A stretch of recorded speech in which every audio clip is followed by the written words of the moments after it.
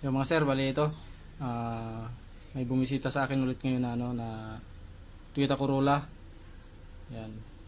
Ang problema nito mga sir, yung speedometer at saka temperature parehas hindi gumana.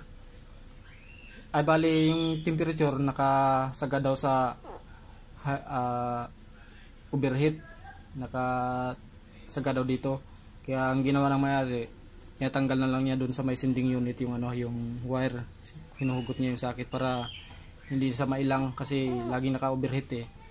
Yan. Pero hindi naman overheat yung makina. Dito lang sa gauge. Yan. Kaya pinatingnan niya sa akin ngayon. Yung speedometer hindi rin daw napalo. Yeah, pati udo hindi rin daw gumana. Galing pa si sir ng Indang. Bali binuksan ko na to kanina mga sir doon sa mismong sasakyan eh. Ang ano nito galing ata sa baha to, itong panel gauge na to. Sabi naman ni sir, ni sa sasakyan kasi wala naman silang nakita na na bakas ng lubog sa baha. Tingin ko kung hindi lubog sa baha yung mismong sasakyan, baka itong panel gauge lang ang ang galing sa unit na nalubog sa baha. Yeah. Kasi binuksan ko na ito kanina, nakita ko may mga putik-putik dun sa loob ng dito sa gauge. Binuksan ko to dun sa mismong sasakyan eh. Pinakita ko kay sir. Buksan natin ito mga sir, ipakita ko rin sa inyo.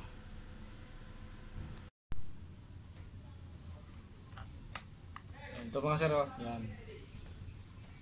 Yan, may mga putik-putik dito mga sir, oh. Yung kita sa camera, ayan, oh. Yung kita nyo mga sir, yan. Putik yan mga sir, oh. Indikasyon na nalubog to sa tubig o sa baha. Yan, oh, may mga putik dito, oh. Yan, dito may mga bakas din, oh, putik.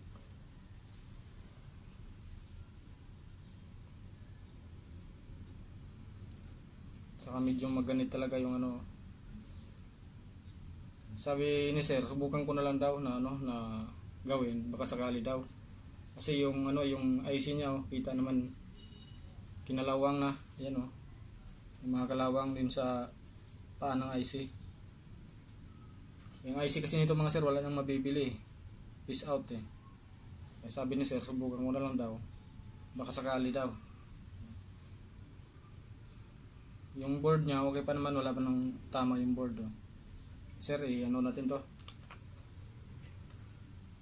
Saka papalitan din daw ni sir yung ilaw kasi nakalagay dito, strip lead strip yung nakalagay.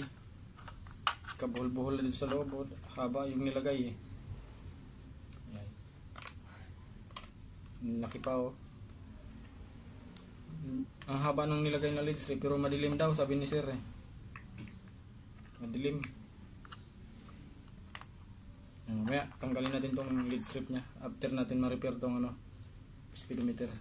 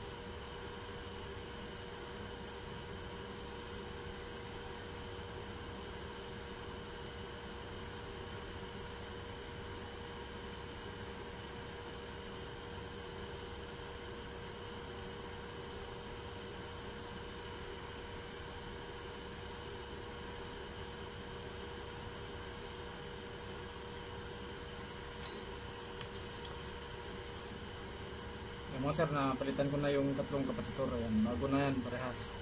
Ito, hindi ko na pinalitan mga sir kasi okay pa siya. Good pa siya, yung dalawa.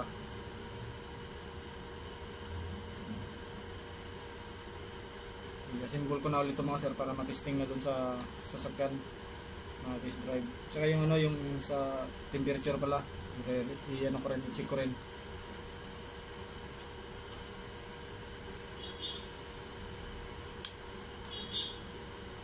Kalimutan mga sir na gupitan yung ano, yung mga sobrang paa ng na kahit anong pisa.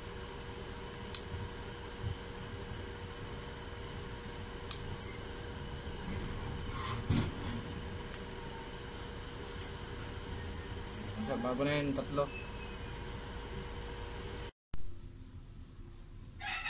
Kaya mga sir, na-symbol ko na ulit. I-testing na lang natin to sa sasakyan.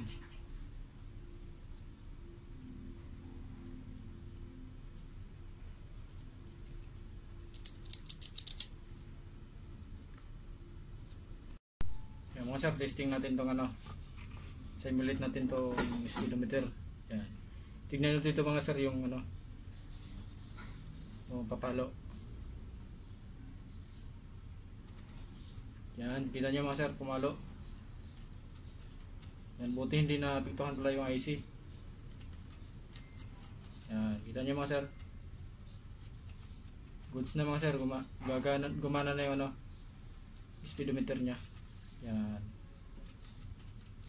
Yan, di pa pala na apektuhan yung IC. Bali nangalawang lang yung ano, mga paa.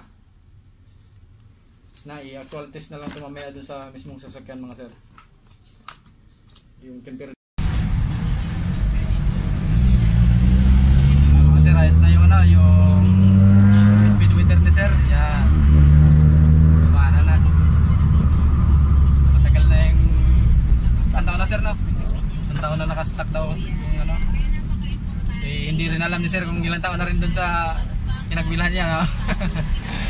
Ngayon lang napagana ulit.